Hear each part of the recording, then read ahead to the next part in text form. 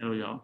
Hello, I'm Michael Naziri, and this is Michael Naziri Interviews People, and I'm here with Ed Kutin, head coach of his daughter, Naomi, and Ari, his son, who are both incredible lifters.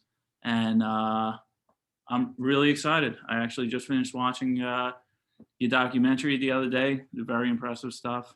You have a very impressive brother to support you, and he's a very impressive lifter, father, and mother. I forget about your mother. Your mother's very supportive. Oh yeah, she's a crucial part of our team, our group here. Oh, 100%. Yeah. Foundation of it all. Yeah, I sent her a message after I saw that documentary saying I was really impressed how she's a really good mom.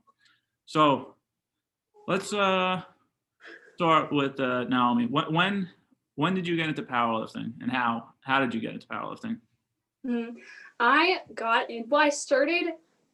I first got interested in powerlifting, I guess April of 2010, right? So almost 11 years ago, which is very weird. Basically, we have a gym in our basement where my dad has worked out in forever and ever, all of eternity. And I would watch him work out and practice powerlifting. And I always thought it was really cool. And nobody that I knew was really into that.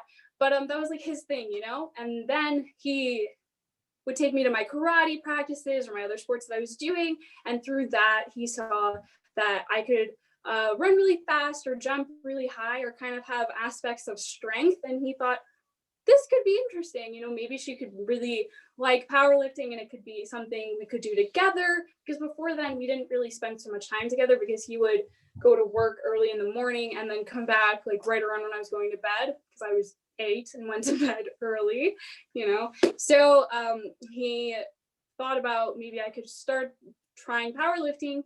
He asked my mom and they kind of read up on it and if it was safe and how that would work, and they talked to my doctor and then they asked me if I was interested.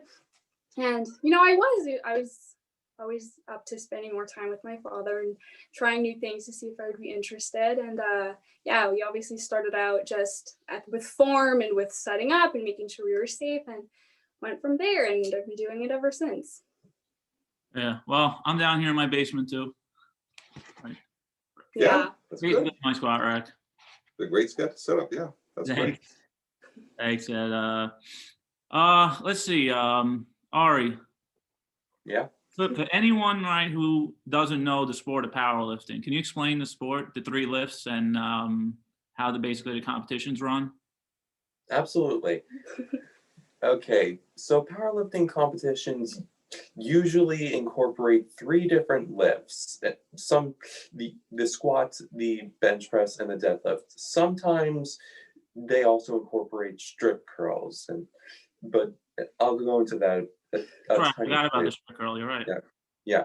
Okay, so in the squats, basically you put a weighted bar on your back, squat down pretty far deep. In competition, you need to make sure that the depth is deep enough. Make sure that all parallel. Right? Yeah. And okay, so, in most competitions, you have to make it back up. Yeah, and make it back That's up. the important part. Well, you know what? Let me tell you, I'm really good at the down. It's the up that's my problem. It's the up part. Yeah. It's a killer. Yeah. Okay, and that's pretty much the squat. Of course, in competition, you're supposed to be given a signal before you begin squatting, the actual motion, but that's basically the squat. In the bench press, well, basically you lay down on a bench, take a bar, you lower it down to your chest. In all competitions, you have to wait for a bit until given a signal to push it back up, and then you rack it again. After the signal from the judge. After a signal from the judge, yes. And the deadlift is very much the simplest of all. There's a weighted bar on the ground, you grip it, you stand up with it, no need to move the arms at all, wait for the signal, then put it down. But don't drop it. Don't drop it. Don't drop it. Oh, have you ever forgotten a signal in a competition? Have you ever racked the squat without waiting for the signal? Honestly, sometimes I accidentally beat the signal. Yeah. I will say in your last competition, you beat a command, but they didn't catch it, which is always the best. That happens too. Yeah. Whatever. If they don't catch it, they don't catch it. Yeah. It's all good. I'm pretty sure I pressed on the bench press before the press signal, but it must have just happened miraculously almost the same time. Yeah. It's true. As long as the press happens on or, preferably before, but not too much after you start pressing, though, you should get it. Yeah. So I learned about those records in your documentary, right? When you were 12 years old, you squatted how much?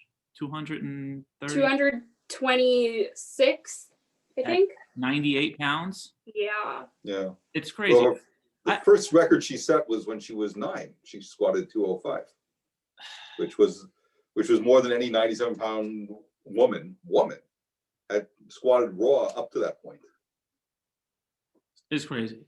Me and my wife, my wife is actually a good lifter. I'm not. She's a good lifter. But we were talking, and we're like, how did this little girl do this? And like, what is she? And like, we're like, she's got to be made of 100% fast twitch muscle fiber. Like that's the only thing we can come up with. Mm-hmm. Like that, and the motivation.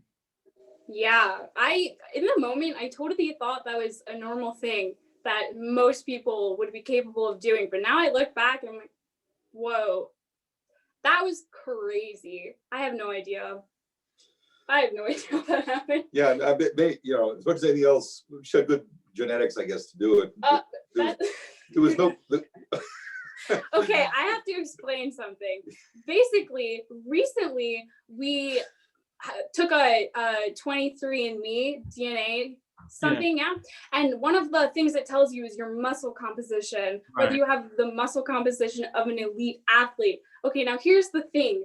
My dad does, Ari does, I do not. Nah, that's wrong. An older sister does. It's wrong. But my older sister does. There's no way. I don't. It's baloney. Basically, yeah. I seen it. You have so much strength. It's and so does your brother. You know what? But Ed, I've never seen you lift, but I'm going to assume you look like a big guy. Well, I've had my good days. I mean, my hip's not great these days, so we're talking about getting down on the squat. For me, getting down is the problem. Getting up is less than the problem. Getting down. Maybe I could probably run faster than you, but if you got at hold this of point, me, yeah. I'd be in bad shape. Let's see. Well, I know in the documentary you're in the 98-pound class, right? And normally you wouldn't ask a girl her weight, but you are a power lifter. So what weight class are you in now? Well, it depends on the federation. Sometimes also the weight class just changes. The 100% raw, because that's the best one. Okay, 100% raw. I'm in the 148-pound class. 148-pound class. Okay. Yeah. All right. And I mean, I saw you squatting 3 plates for 3 on Instagram the other day. So what's your max squat right now? I haven't tested it extremely recently, but it's probably. What'd you do today? What'd you do? Well, today it was 325 for 3. I'd probably say it's around 340. One day I hope to grow up and be like you. Right. Your migraines. Do you still have them? I do not. I don't. Yeah. I had really bad migraines through 7th and 8th grade. Basically all throughout 2 years. I missed like 6 months of school total, just from like debilitating headaches. I had to lay on this couch actually in this room with the lights off and nobody could speak to me, and I would just cry and be sad and my head would hurt. But yeah, and then my mom discovered that really the root cause of it was magnesium deficiency from all the working out, and so she gave me a magnesium supplement, and ever since then I've really been good. But I will say, whenever I get like a headache now from like just life, you get headaches sometimes, I get really freaked out, but so far so good. Another point in the mother being a crucial part of the family too. Oh yeah. She was big into medical books. Yeah, we went to like so many doctors and none of them could figure that out, because sometimes it's like the little things that they just won't catch, like the little nuances. Well, a couple of them, after we went back and said, well, we put you on magnesium supplement, that seemed to cure it. Well, of course, you didn't try that at the beginning. No, nobody told us to. I'm glad it was so obvious for all of you. Yeah. Well, I know you were having migraines at the time, but was the documentary, was that fun?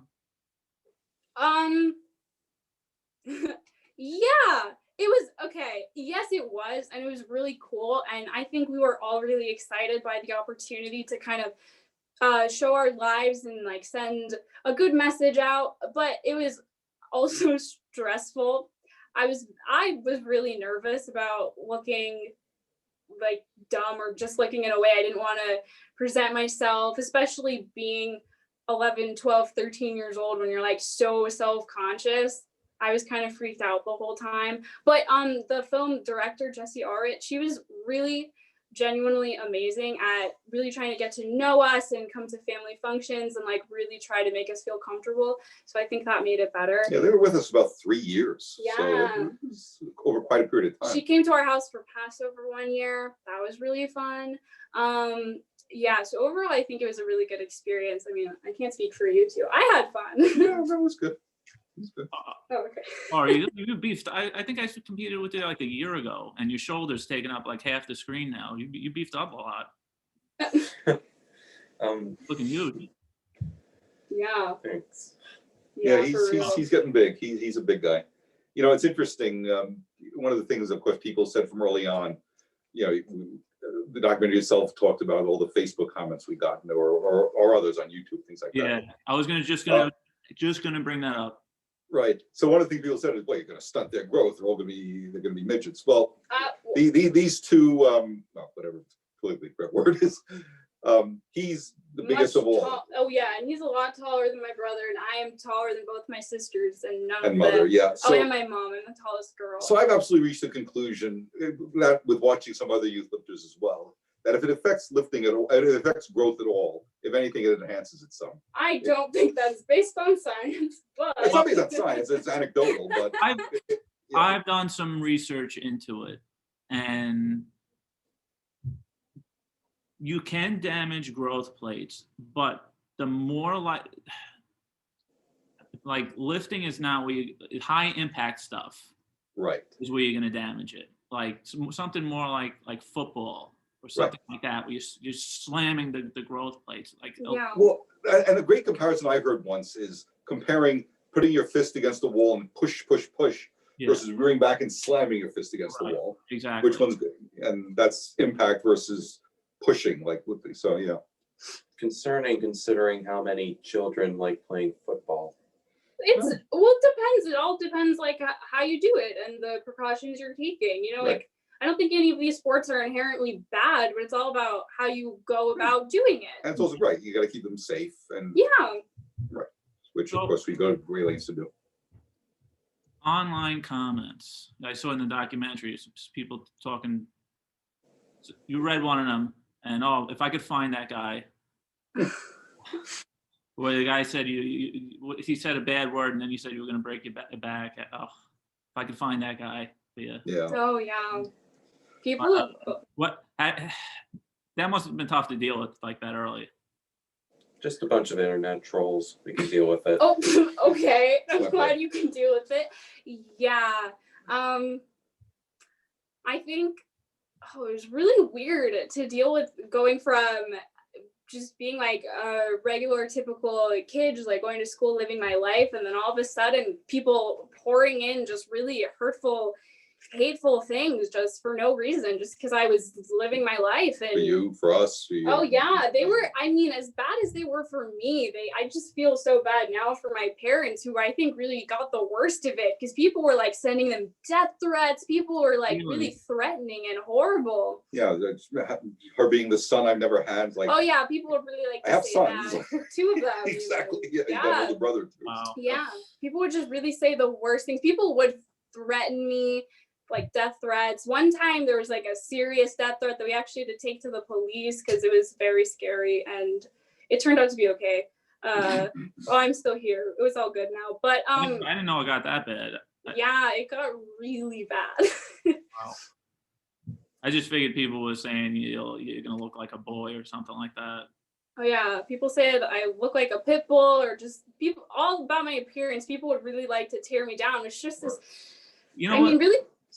While we're talking about that right now, Mhm.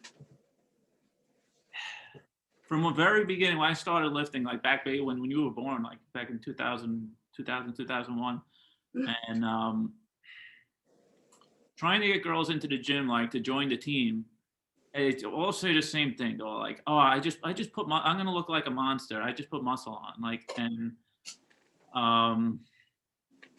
could you try to talk to, like, any, like, those girls, like, well, like, because what I think they see girls who are using steroids, and they see that and they think they're going to become like that if they start touching some weights. I think that's gone away a little bit over the years.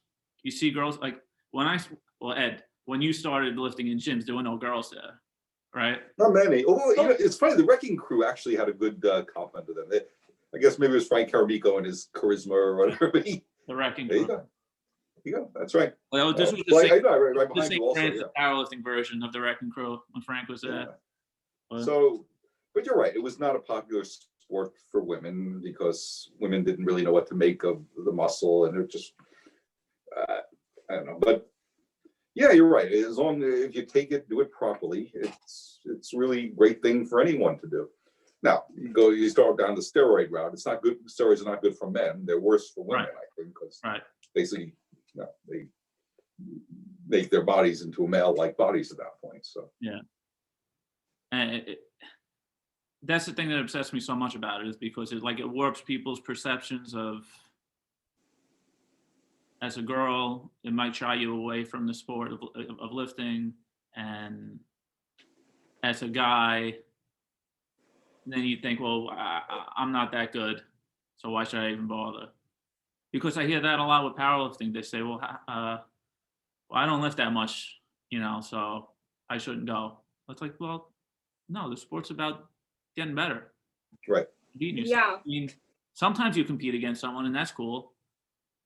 But No, that's what I always tell people. You're really competing against yourself. You're trying to get the best marks you can, and then see if you can improve that some. Just do the best you can. Yeah, I think specifically for the women, there's definitely, I think it's a little less now, but I know in the past, especially before I started lifting, there was a big perception like it's kind of taboo for women to be in the sport, and they were kind of really apprehensive about it. And I think to kind of like break through that, you just kind of have to do it. I don't know if that makes sense, but it's not gonna get easier, and it's not going to be better for everyone until like those few brave people just go out and make it happen.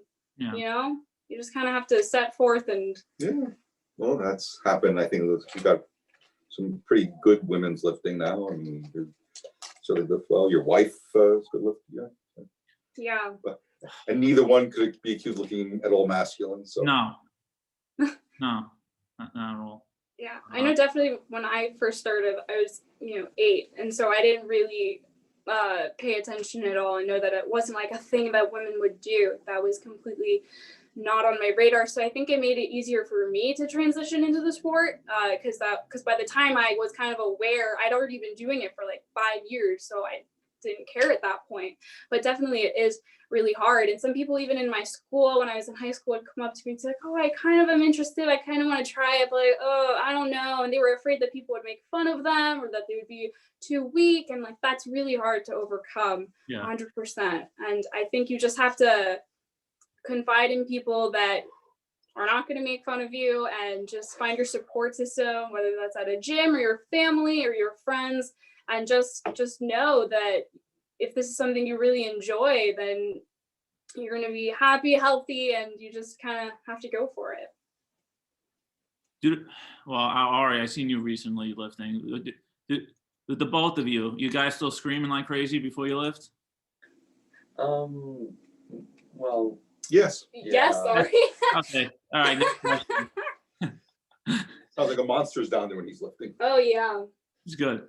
He's love really entertaining to watch. I think I- people I really love like watching him lift. it. Was yeah, it's awesome watching you lift. Yeah. Okay, the screaming leads me to the next question. Pre-workout. How many bottles of pre-workout do you take before you start lifting? Well, I guess, what do they take? Something caffeine oriented. Pre-workout isn't kosher, is it? No, well, it's interesting. Might lead into some other lines of question. We're somewhat limited in what we can take Right. because of dietary restrictions, because we're Orthodox Jews. Yeah. So, So most pre-workout isn't kosher. right. Well, yeah. Can't get a rabbi to give it the blessing. Well, sort of. Not exactly. It depends on how it's, what the ingredients are, things like that. It's just certifying the ingredient that it's right. But yeah, no, we caffeine we find to be helpful pre-workout. Just Okay, I think get us going. that's a good. So, That's the only really useful supplement in the pre-workout anyway. Everything else is just nonsense. Right. Maybe a little sugar, maybe, but yeah, Yeah. that's basically right. Yeah. Okay. Let's see. Are there any Kutin traditions to lifting, like special Kutin traditions? Like on the wrecking crew, Yeah. on your birthday, you have to squat naked. I'm serious. That must be interesting. Do we have a tradition? I don't think so. Oh my God, why don't we have a tradition? I don't know. Oh my gosh, that's so lame of us. You're the naked squatting. What? Oh, Siri thinks I'm talking to her. Hold on. I'm notorious for misloading bars, right? What percentage of your loads are misloads? I mean, It happens. You good at it? Or you Doesn't misload a lot? doesn't really happen a lot with. Oh yeah, because you're the math guy. They're very math oriented, so they like focus. They know what's happening, And they still misload. and you still misload. You do it all the time. They don't always pay attention. I mean, it yeah, happens to the best of them, like it just. 5 to 10% of the time. You ask how often. Not so Yeah, I did probably 20. Thursday, I did my deadlift. I put it down. I was like, great, I got it. I looked in the book. I said, that's what I did last week. Right. No. I've been known to do that. Yeah. And then I did it. I put the 5 pounds more on, and I did it. But I'm in pain. I'm in pain from it. Yeah, that's the worst. Yeah. Okay, Dad, you might want to close your ears. So, Naomi, are the boys scared of you around school, or do they like the lifting? Okay. Okay. We were just talking about this yesterday. We were actually just talking about this yesterday. I mean, okay, so I for high school went to an all-girls school, so I wasn't like around boys a lot. And then also now I'm in college, but it's online, so I am in my house all the time. But the answer is yes. When I was in lower middle school, that's the word. The boys were scared of me. But like not scared, like intimidated. Like they thought I was scary. Yeah. And I'm petrified. oh yeah, like a lot of people, girls, boys, like I know a lot of people who don't know me and realize I'm not actually a scary person, like think I'm terrifying because they see like the videos and I'm screaming and I'm aggressive and I'm doing all the weights and they just think like, oh, she must be a screaming aggressive person, but like I'm really not, like not at all. And yeah, people do not get that and they think I'm scary, which is cool because then they don't even mess with me. The problem is though, even if they're not scared of you, but then then there's your brother. Oh yeah. Oh, it's like, oh boy, these boys have no chance. They're just. It's true. Are people scared of you? I mean, honestly, I don't think they're that scared of me. I don't really display so much aggression outside of lifting rooms. Well, do they don't really bother you very much, do they? They don't. No. So I I would, video. so they don't want to admit they're scared, but they're wary. Let's put it that way. When I was younger, before I was lifting, I grew up in Brooklyn, and you get into fights here and there, and then I noticed with lifting the larger I got, the more muscle I had, the less people wanted to fight. So it was funny. You'd think that like, oh, you get muscle and you'd be fighting people. It was like, no, I got stronger and I didn't have to fight. It was pretty cool. Yeah, people don't want to mess with you when they think you can hurt them. Right. So when Ari, for example, had a video of him squatting 480 from last November. Mm-hmm. Yeah, some of his school, from what he relayed to us, tried to play it down. I'm not really that strong, but they're not going to bother me either because they know, oh, he really is that strong. So, teams. Well, do you guys ever compete on a team? You need 3 for a team, right? oh, a team between not. I mean, yeah, it's not enough for it. No, or join somebody else's team. I mean, Naomi was on an international. Was on the U.S. team. Oh, I was. I forgot about that. For one Yeah. competition? Yeah, for one competition I was. Oh, well, actually no.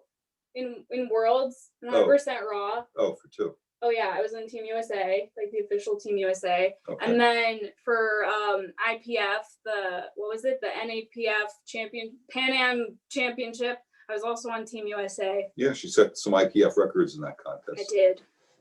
Yes. which is Yeah, you pretty had big because they're. team to be on that you forgot about.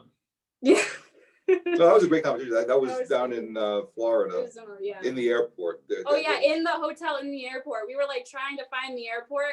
I mean the hotel because that was like around the airport, but we couldn't figure it out. And then we realized it was like 5 feet away from us and up the stairs. So, but it was a good setup, and yeah, she did real well at that contest. Yeah. Well, you're still in high school? Oh yeah, senior.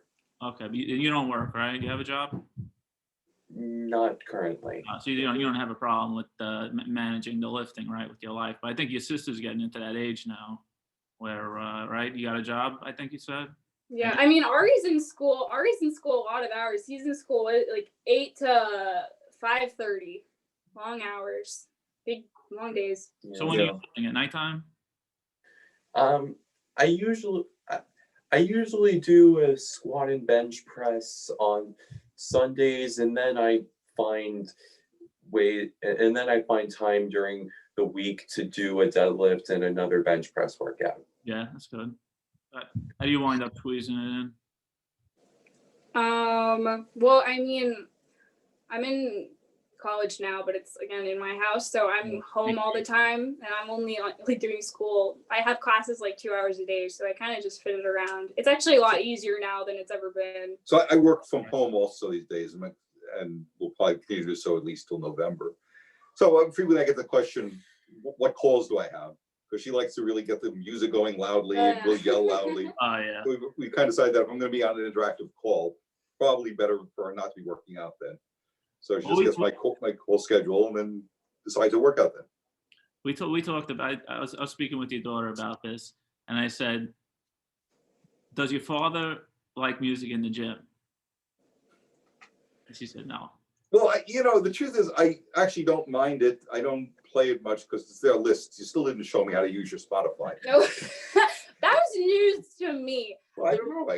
Until yesterday, he had never expressed interest in wanting to listen to music. Yeah, I would play some George Thorogood or some The Eye of the Tiger or something. Every listener I talk to your age and older is like, no music in the gym. A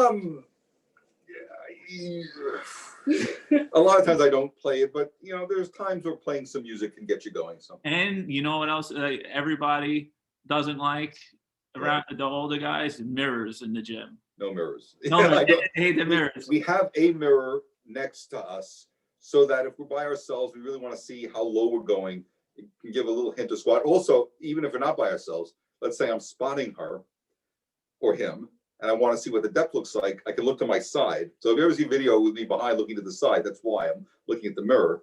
Still spotting, but I can see the depth better. Exactly. Yeah. Not for looking at yourself. No. It's a good compromise mirror. Look, you go to a competition. Like one mirror. Right. Besides, when I'm working out, the last thing I want to see is me. So, let's see. Let's see. Oh, your training method. It's like basically like the wrecking crew since the beginning, since the 70s, has been like 8-week cycles. Yeah. You know, like you start like with the lower weight, you work your way up to basically week 8's a PR, take a week off, start again, and that's basically what we do. What kind of method are you guys doing? So what we do, I'll speak to that since I usually set their schedules. You always set the schedule. Well, you want me to set the schedules. I do. I appreciate we'll it lift them up. greatly. I've tried to say to them, well, so why don't you decide what to do? And they just say, Okay. no, you just tell me what to do. Okay. So we go through something that might be as long as 7-8 weeks. It really depends on where we are in things. Sometimes we go through, we try to change things up, because doing the same things will eventually make it tough to advance. So you want to change things up. So sometimes we'll go through doing lifts in somewhat different ways, which tend to be shorter cycles, somewhere between 3 and 5 weeks. Like right now, we're going through a longer type cycle because it's a more regular type of just strength gaining cycle. And also we're not near a competition just yet. Yeah. Is it COVID? No. Because we're not near a competition just yet. And why is that? Let me finish. So it might extend to about 8 weeks. I would never go much longer than 8 weeks. More than So 8 is yeah, too much, I think. Yeah. So, and what we'll eventually do is hit a point where we're going to rest for some reason. We also try to have it coincide with something else going on that's going to cause us to want to take some time off anyway. Right. And then we'll step back a little bit and change it up like that. So somewhere 3 to 5 for the shorter, let's say, change up type cycles, and then 6 to 8 for the longer, more regular strength gaining cycles, for lack of a better way of putting it. Yeah, like June 13th is a competition in Jersey, 100% raw competition we're going to. Yeah, I've heard about that one. Yeah, so it's going to be. Actually, it's taking place about a half mile away from here. And you're running it. Yes, I know. Okay, so you're gonna come and watch. So we got this next Monday starts week 7, Tuesday next Monday starts week 8, and then we'd take a week off, then another 8 weeks, a week off, then another 8 weeks, a week off, and then in the middle of that week we do like a tune up, like not a tune up before competition. I can't remember what we called it. So what we do going to a competition, we try to keep it to a slightly shorter cycle, because what I've always found is one of the things that have a way of happening that you really want to avoid going to competition is the overtraining. You don't want to peak before the competition. You want to be peaking right at, or even just after. So we try to hold the cycle to no more than 6 weeks going into a competition. Okay. And I found that to be helpful. So yeah, definitely Naomi's planning on being in that competition. Ari, we'll see, because he actually has a different competition. We're going out in Colorado 2 weeks before that. So he's going to go to the high school nationals for USA Powerlifting. So yeah. Saturdays, right? Yeah. Generally when the girls lift, right? Well, it depends. It depends on the competition. If it's a 2-day competition, maybe. Yeah. Because that's going to be a problem. That's a problem for you. Right. We can't do Saturdays. Saturdays, right? As Orthodox Jews, it's a day of.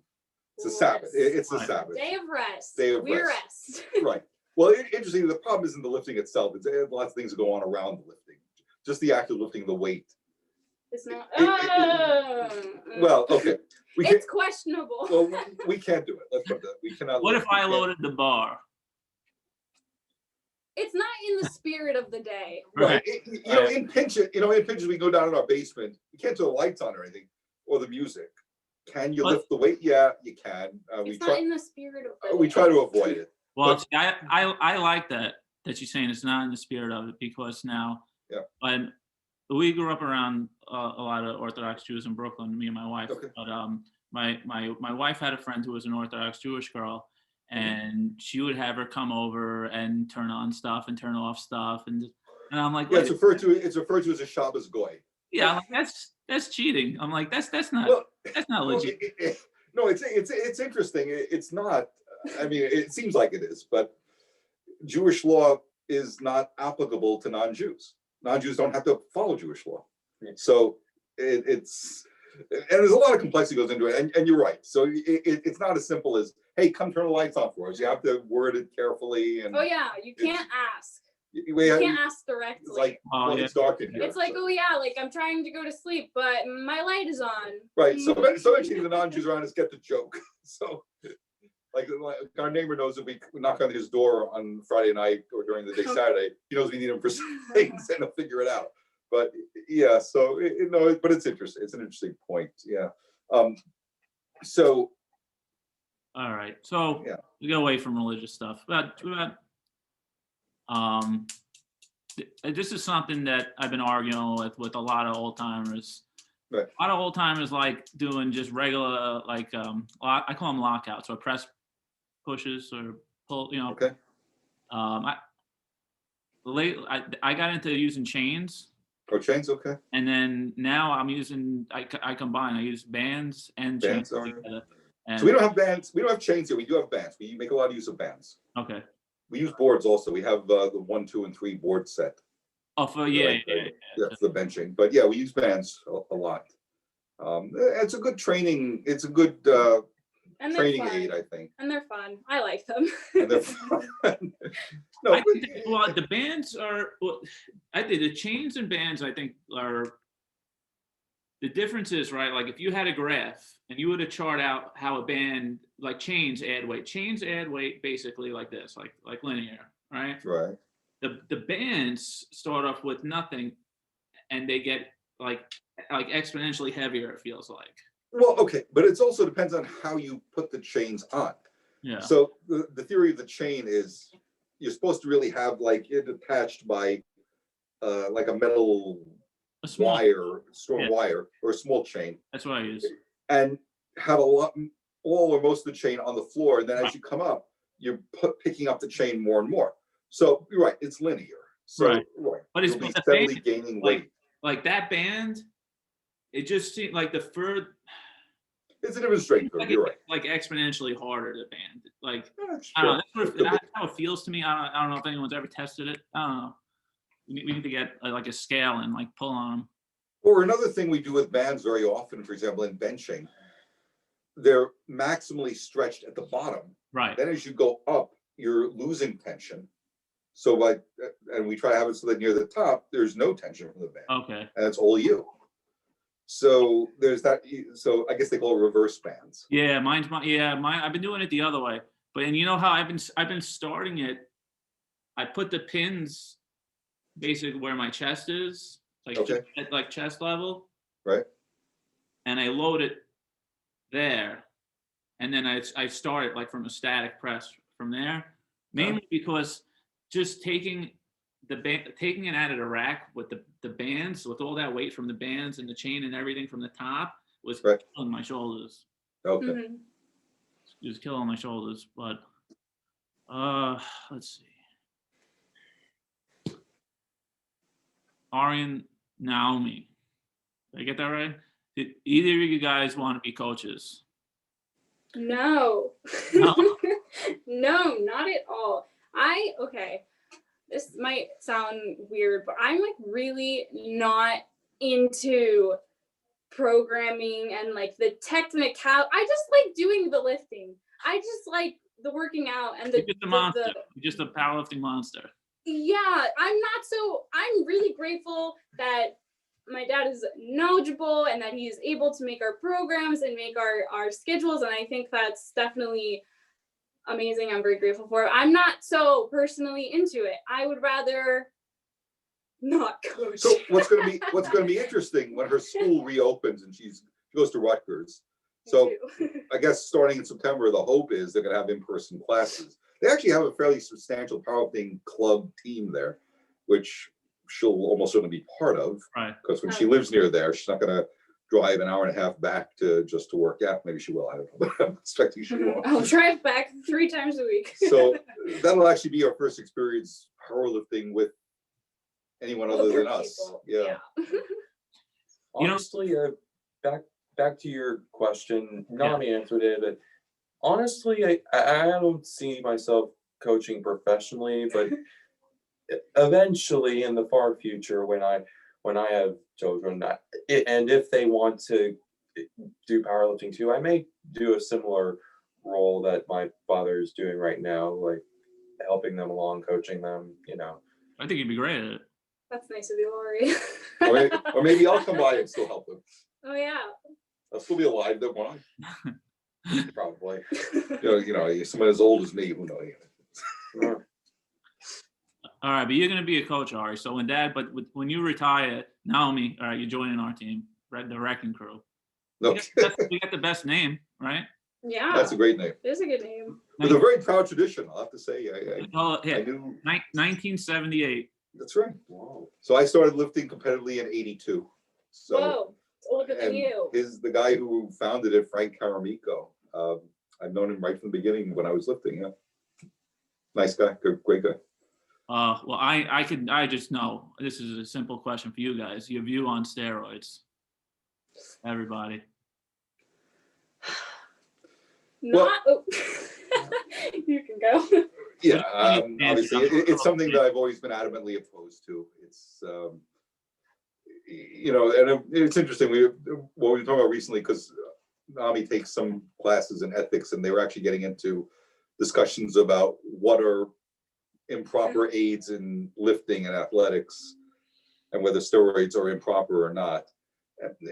Basically, it makes for a very unlevel playing field where you have to either take something that is going to be dangerous and or just really affect your body in a potentially negative ways just to be competitive, and that's what really makes it unfair. So yeah, very adamant about that. I don't know.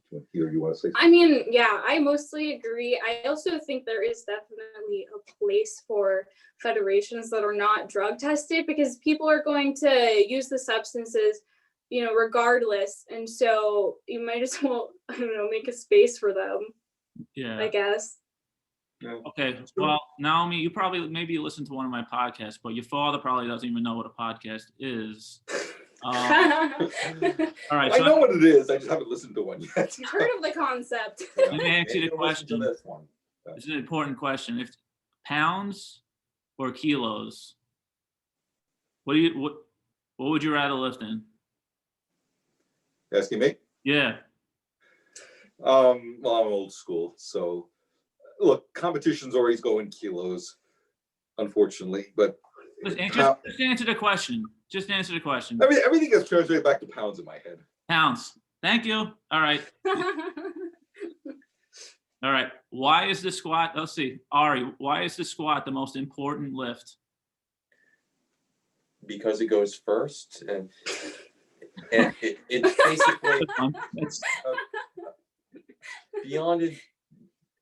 Okay, the deadlift, as I've said, is the most simple of them, and the bench press is also pretty simple. The squat, not only is it first, meaning your performance there will affect your mental outlook on the whole competition, it's also arguably the most complicated one. Yes. Very technical. Yes. Well, it takes most training. It really does, yeah. That's why I don't like this whole people not squatting and this push-pull thing, and I agree. people strict curling and then benching and deadlifting and skipping the squat. Oh yeah, I don't squat is particularly stressful. mind it. We should all have to go through that. It makes the whole point of powerlifting, and this is coming. This is not Naomi talking, the queen of powerlifting, squatting. This is coming from me, the worst squatter in ever. I started from the bar, when I was in college, and it was hard. That's where I started from, Gotta start from somewhere. and you gotta squat. You gotta I squat. agree. All right. That's right. Well, see, raw or equipped, and could you explain what that means, Naomi? Okay. Okay. First, I can explain what it means. Well, I guess equipped is just using equipment such as okay. Let me jump in. Let me help. Okay. Because when I first started lifting in '82, there was no such thing as raw. Right. All lifting was geared. You would put on these very tight suits. You'd wrap your knees up with these very strong, tight wraps, and bench shirt. I was never so good at using a bench shirt. But yeah, that was even before the bench shirt. Then the bench shirt came. And basically when you would go to squat, for example, all wrapped up and everything, you'd have a lot of trouble even getting down. And then you feel like a rubber band coming back up again. So much so that when the idea of raw first came around, and one of the early pioneers of raw was Al Siegel, who along with us, was a really great, very important guy in powerlifting. Can you see the picture up there? Yeah. That's Al Siegel. Okay, great guy. Yeah. And I was interested. I thought it was a great idea, but how are my knees ever going to do that? Because my knees would kind of hurt me all the time. And I was just terrified of the notion of squatting without knee wraps. But then I found that when I finally did that and took the knee wraps off and got rid of them and got my knees back in shape, they're much better now. So really, I think it was the wrapping of, while you felt like it was protecting them, I'm not really sure it was at all. Yeah. So it's a much more honest form of lifting. You're really showing your strength versus the gear. You're not having to pay a fortune for all that gear and replacing it constantly and saying, oh, there's a new suit. Oh, I got to get that suit to be competitive. Like, no. You just lift. Okay. And just the competitions themselves, you don't have to worry about wrapping, because one of the big things in, let's say, squatting particularly, was getting your knees wrapped and not being wrapped for too long. Yeah. And none of that is in raw. So really, I'm jumping back in now. Okay. Jump back in. Thank you. Okay. I guess there's also, especially in 100% raw, it's been iffy on if knee sleeves are considered. No knee sleeves. Don't even talk about it.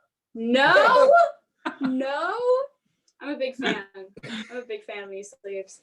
But in general, yeah, I think it's very different. Raw lifting and equipped lifting. I think with equipped lifting, it's just really fascinating to see like how far the human body can be pushed, because even though the knee wraps are helping significantly, like it's still the person who's doing it. And it's still incredible to see someone, even if they're wearing if they're using the equipment, lifting like thousands of pounds, not thousands, but a lot of weight. And I think that's fascinating to see. But I think I prefer raw, but I definitely think it's very interesting to see people do that. And I think there's a place for it.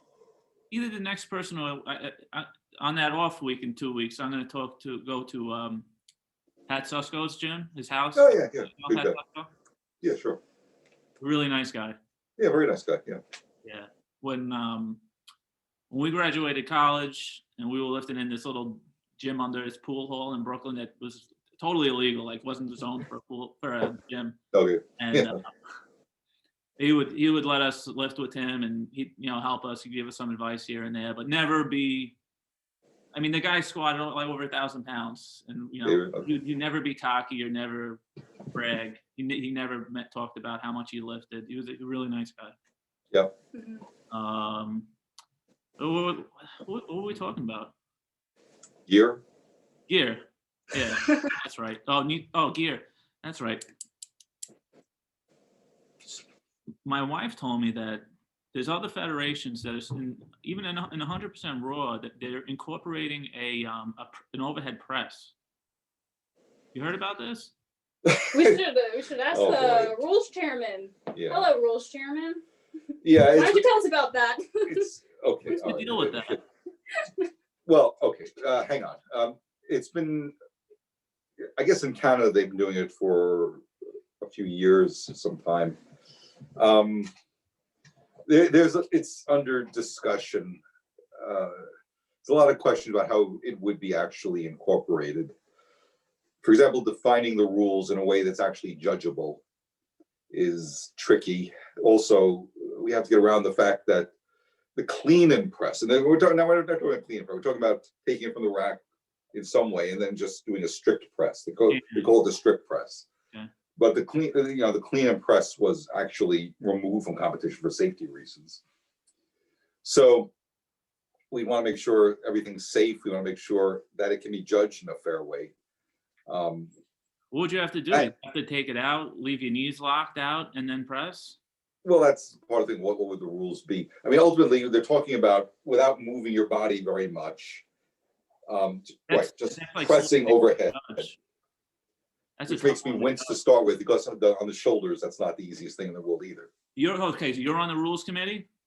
Yeah, well, I am. All right. Rules Yeah. chairman. Who's chairman? Okay. Yeah. Yeah. Now we've had some arguments down in the gym Yeah. about what's all the way up with the strict curl, right? Right. Okay. So I'm standing up, right? I bring the bar as Yeah. far up as my arms can, right? But I'm like below my neck. Is that good? Below you. Yeah. Yeah. I mean, it's got to go to an apparent upright position. It Like doesn't have around to be. neck or chin. Well, that no, it doesn't be up to your chin. It's got to be to a completed position at the top. Okay. So yeah. So just until you. Yeah. All right. That sounds subjective. Well, Well, all right, there's well, some subjectivity to it. Yeah. let me get a bar. Let me get the lightest one I have. All right. Okay. So standing up. Right. Yeah, that's good. Good. Okay. Good. I win the argument. Thank you. Now with the strict curl, some of the recent things have been movement of the shoulders. So for a little bit, there was a technique some use where you'd move one shoulder and the other shoulder. It wasn't even clear that one arm was even really curling as opposed to pressing. Right. He clarified the rules to make sure that the shoulders have to be in uniform, and really you can't no dipping down of the shoulders as you do this. I think really the only the technique you have to have for the strict curl is like I like to relax my traps a little Right. bit and then pop. You know what I mean? Yeah, that's fine. But yeah, right. The whole idea, that's what the strict curl. It's supposed to be curl. That's yeah. Right. And you're against the backboard, so there's no movement at that point. So yeah. You guys do strict curls? No. Ari, you have. He tried. He didn't like it. Once upon a time. Once upon a time, he did the strict curl. Yeah, no, we don't. No, pretty much My not wife at all. doesn't like it. She did it a couple times, and she's asked, I like it. Well, you know why? Because it's my best lift. So that's why that's why I like it. Okay. It's a valid reason. Oh. Yeah, I think we'll. Yeah. Also, shout out to I guess Liberty. Shall change trade you also. She Oh, likes it. still is. Yeah. Liberty. She's come here a few times. So, Yeah. Yeah, we got. Oh, that'll bring me right into something I didn't even have. Men and women, right? Like lifting, right? Like so. Right. Let's talk about ego with men versus women. Yeah. Have you coached other people other than other boys other than Ari or men? A little bit, a few from the neighborhood, but a couple from the neighborhood, I would say, who come down here. Not very many, not very much. How much easier is it to coach girls versus boys, or men versus women? I'm much easier to coach than Ari. Subjective. No. You're Ari tends to be more stubborn. Yeah. Yeah, well, he's a boy. He was born with the innate like sense on like how to squat, bench, and deadlift. Girls weren't born. Yeah, and at times, like we're in the basement. They both tend to like to lift by themselves. Naomi will usually video herself. Ari will not. And there are times where going into a competition, we've seen that you're cutting your depth kind of high. Let's recalibrate this. So yeah, so they train. Look, we have a good setup so that there's all safety spotting things. So it's all complete safety. So squatting, benching, everything, no problems there. But just making sure the technique is right. We have to check on that from time to time. Like our coach, he hasn't really coached us since college, but Frank. I mean, Frank has coached hundreds of athletes, and he'll say right away, like women, he likes coaching women way better because it's like the men, the ego with the men, you have to argue and fight with them, and Yeah.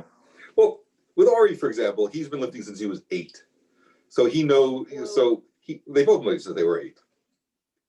We tried him earlier, but he had no interest till he was 8.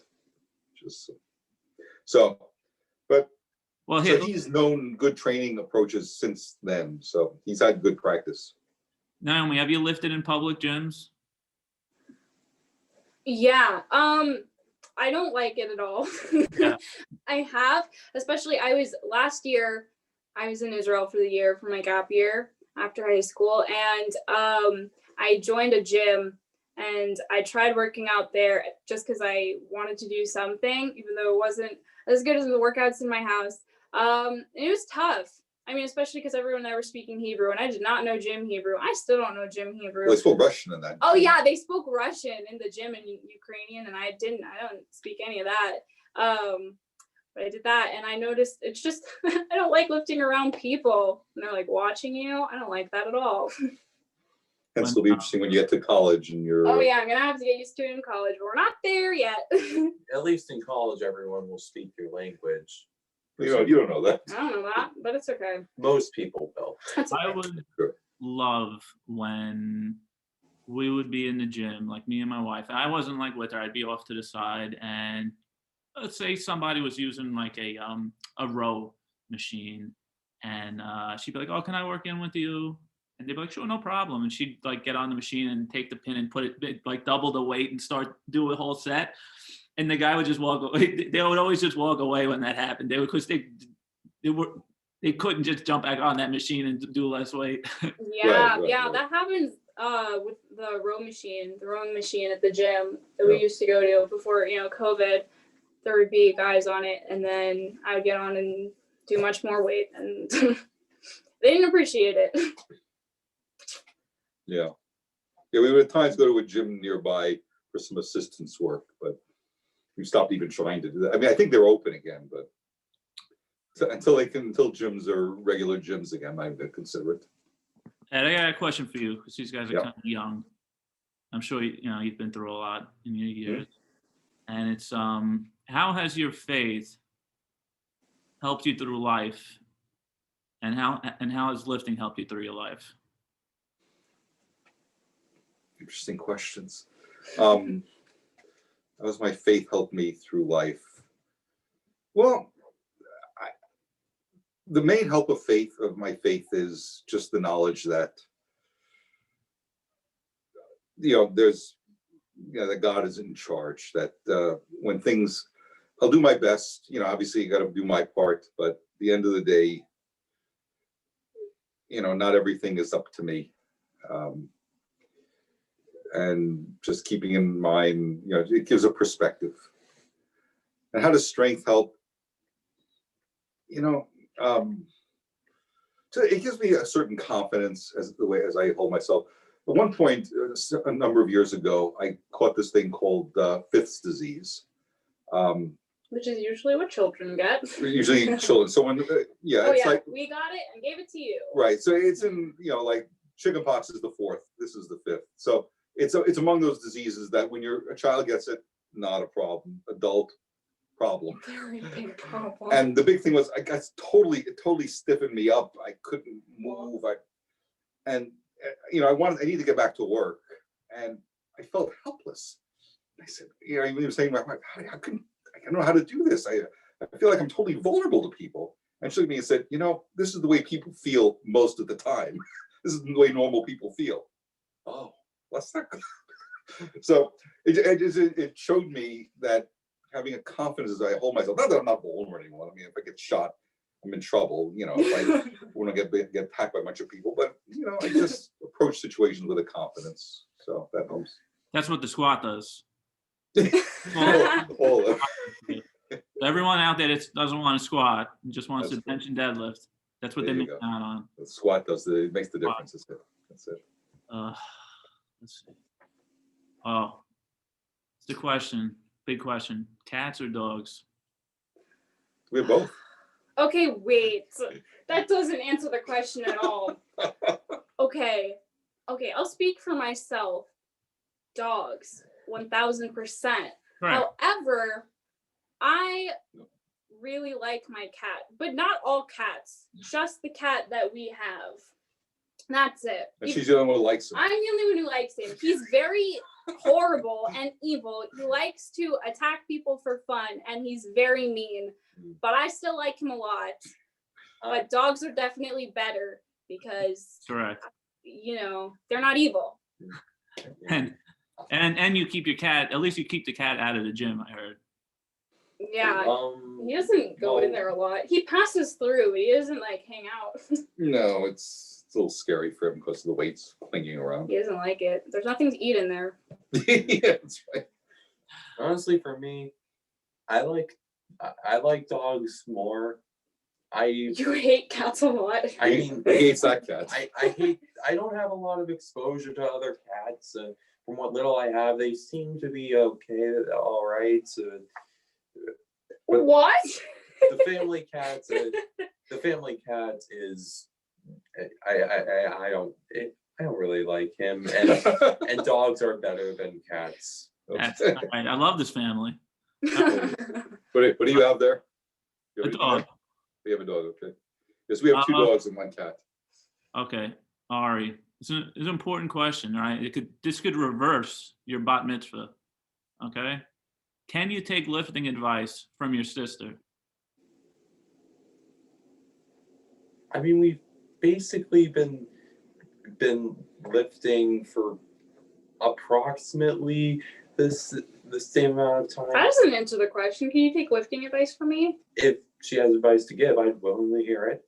Good for you. Ari, never. No man can Usually, take. if we really have to give him some correction for lifting, I have to go to my wife and she has to tell it to him. Yeah. Oh yeah. All right. That's true. Now you know from now on, you man rule. All right, you only go to other men. There you go. All right. Here's an important question about powerlifting. Now, I've done one of these things, right? Have you ever pooped, peed, or vomited during your lifting? Yeah, I mean it happens. You're under a lot of pressure there. I will say one time, we were at a competition in Florida. Oh my gosh. That's a very famous video. I'm telling the story. Tell the story. Thank you. Okay. Okay, we were at a competition in Florida, and this one woman goes to do her deadlift. This was the craziest thing I've ever seen. And she starts and she projectile vomits onto the head judge, and she got the lift. And it was the craziest thing I've ever seen. And then the video went viral, and it was really impressive. All right. So if I want to YouTube this, what do I look up? Probably. Well, it was a run. It was Roy Unity. Oh yeah, it was. Yeah. All right. Just 9, 8, and I don't know. One of those. yeah, it was one of the last Roy Unity. Might have been the last. Vomits on judge. if During you deadlift. find it on YouTube, text it to me. Okay. I'll put it up on. We'll put it up on Instagram. All right. Yeah. So I have a problem. Whenever this is like a tradition, my brain. I don't know what's going on in my brain, but every time I hit a PR in the deadlift, I poop my pants. Mm. I don't know if it's like psychosomatic or I don't know. Every time I hit a PR, it's just like it's and. Okay. It happens, you know. And my wife won't mind. She pees all the time. But she's smart though. She wears pads and everything. Mm-hmm. Yeah, she prepares. She knows it's gonna happen. She's Yeah. I think that's a pretty common problem for the girls. It is, yeah. Yeah. Sorry, what were you gonna say? Ari didn't know any of this. This is. He's being carefully silent now. What's up, Ari? What did you do? You poop your pants too? It's okay. Honestly, I don't want to seem obnoxious by stating the obvious, but ever try going to the bathroom before working out? That's my boy. In my gym bag that I bring to every competition, I always have an extra pair of underwear. That's just standard. It's always have it. This is all news to Ari. He doesn't know what to make of this information. I don't know. He just lifts. It's just a deadlift thing. I don't know. He just lifts. Okay. Powerlifters, in my opinion, from what I've seen, are the nicest athletes. What do you think? So what's your opinion of powerlifters at meets?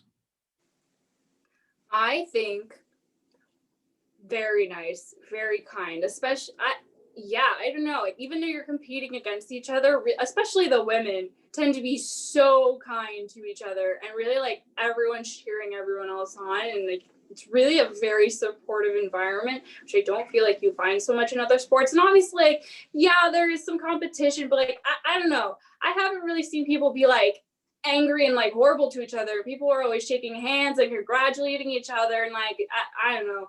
I think it's really. I've never seen another sport where everyone is cheering everyone on. Yeah. It's a great really- sport, so yeah. Anyone, Yeah. people get intimidated by it. Like, they're just not there. They don't know. They don't get it. Yeah. I agree with you. Yeah, no, people, you're there, you cheer people on. Look, you want to, people like to win. Of course they do. Yeah. But you win by lifting more, not by hoping the other person doesn't. So. Yeah.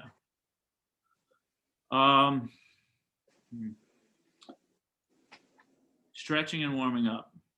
Do you stretch and warm up? Let's see. Ari, do you stretch and warm up? Yes. I've had it. It looks like that's all from your sister. Not enough is the Do answer. you stretch? All right. The answer is no. Yes, All right. I've been starting Ari, to do that since the last time I answer is pulled a correct. muscle. Stretching and warming up is for girls.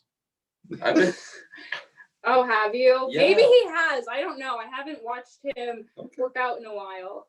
honestly, I pulled muscles a few too many times for my liking, and I think I've learned the lesson. Okay, it's good to hear. I don't know. I posted a video of my wife doing her stuff on Instagram. Well, she walks back and forth, like looking like a flamingo, kicking her leg up back and forth. I don't know. She says it's gonna make her not get hurt. I just get. Whatever does it, yeah. Yeah. I like stretching. All right. As many reps as possible. Do you so your father, right? Does he train your program down to the exact reps that you're gonna do?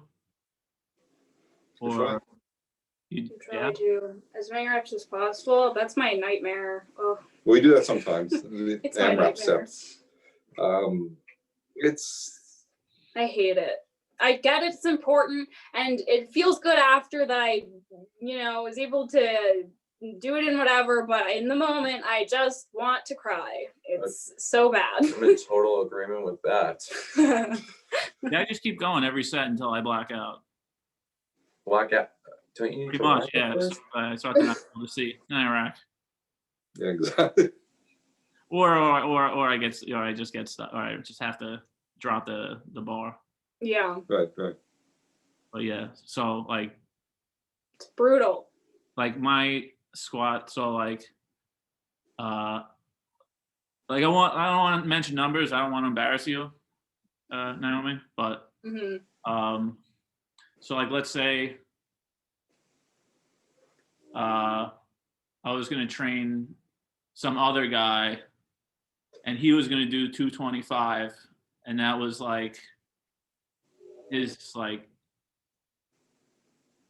well, let's say week 8 of this cycle, that guy was hoping to get 235 for one, right? That guy, not me, that guy. Right. Okay, so this week, when he did 225, the most he was able to get was 3.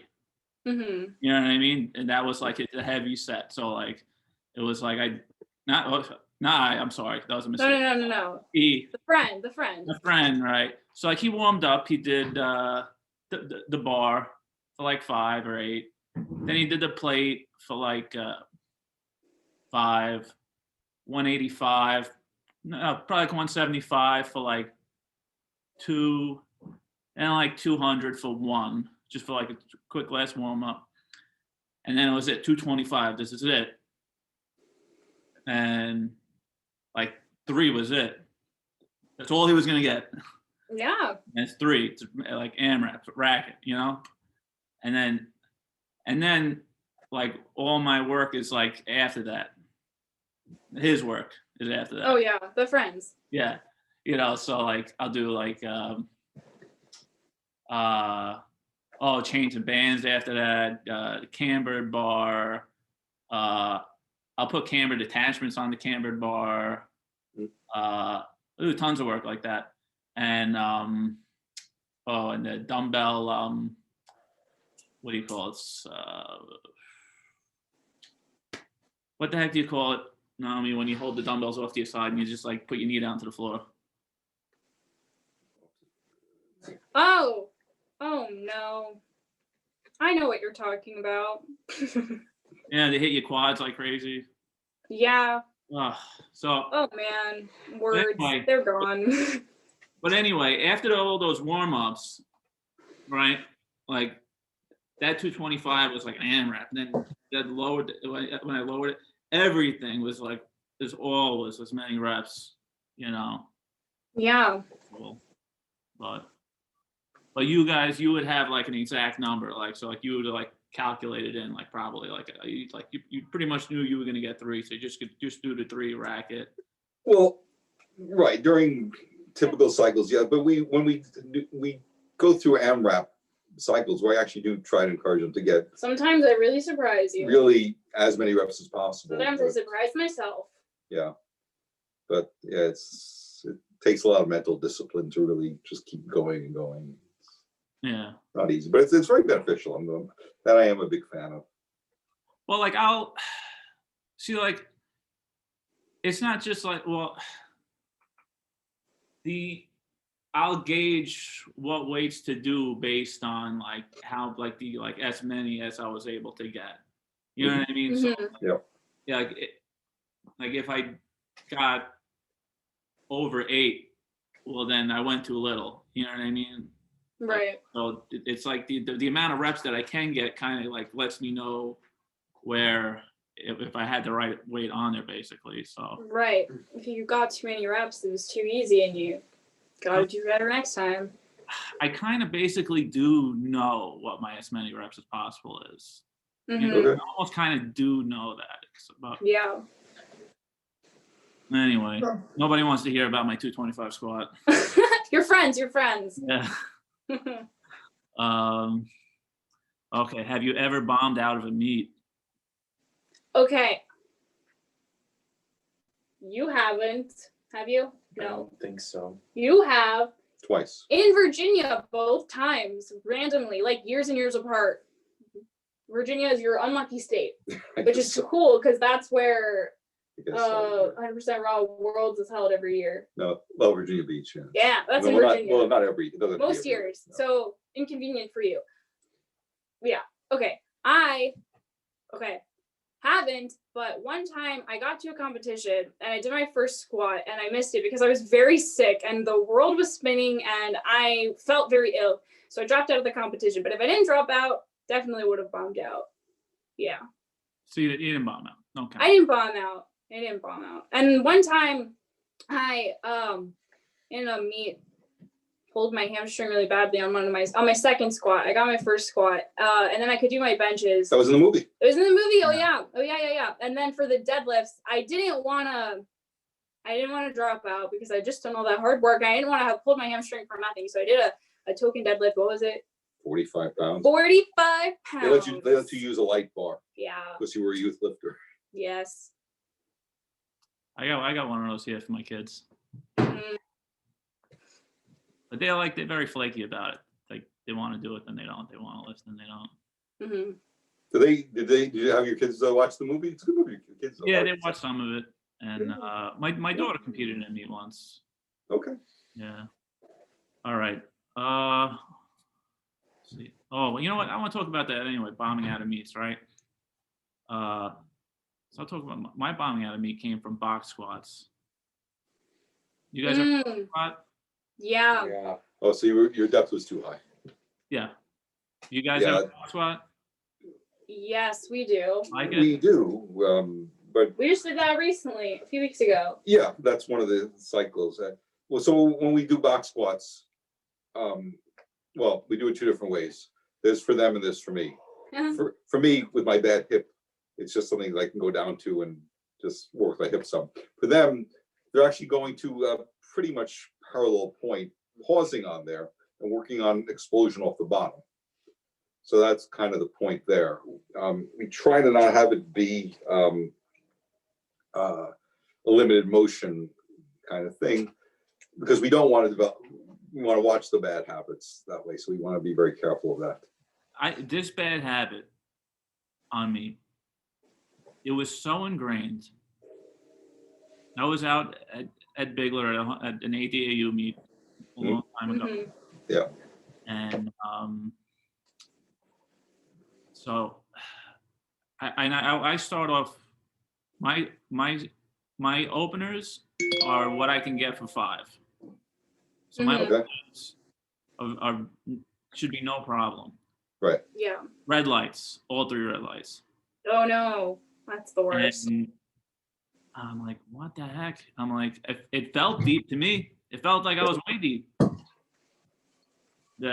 Okay, so I do it again for the second attempt. And I felt like I hit a wall. I really did. I felt like my butt hit a wall. And Yeah, it's a terrible feeling. all red lights. And and then you remember Brenda Siegel, Alice Siegel's wife? She's like, she's yelling at me like, what is wrong with you? Just like, that's nothing. She was like, just go a little deeper. Mhm. I did it again in all red lights. But Oh, well. that's sad. I That's never the box worst. squatted again. And I never got red lights in the squat again. Well, other than just getting pinned. Right. But yeah. But Naomi, what's your best lift? Okay. My best squat. What's my best squat? In competition? Well, not numbers. Not numbers. Like what do you feel is like your best lift? Like as like, do you think squat, okay. bench, deadlift? Deadlift. Deadlift. Definitely. Yeah. I definitely used to be my squat, but then it turned into my deadlift. Well, you like doing the deadlift more than the squat. I think you're still better at the squat than the deadlift. Apparently, okay. Apparently, I'm better at the squat, but I like the deadlift more because, especially in competition, the squats give me a lot of anxiety and it's very stressful and it's a little much for me. But obviously, they're important, as we've discussed, The basis of all life.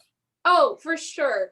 But definitely the deadlift is much more fun for me. And it's, like Ari was saying, it's simple and I really like it a lot. And it's the easiest for me to get my head into.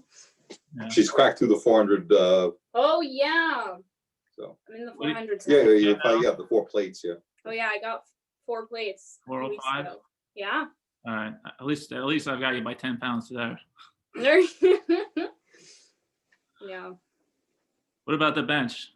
You like benching? Oh my gosh. No. Okay, I have like worst.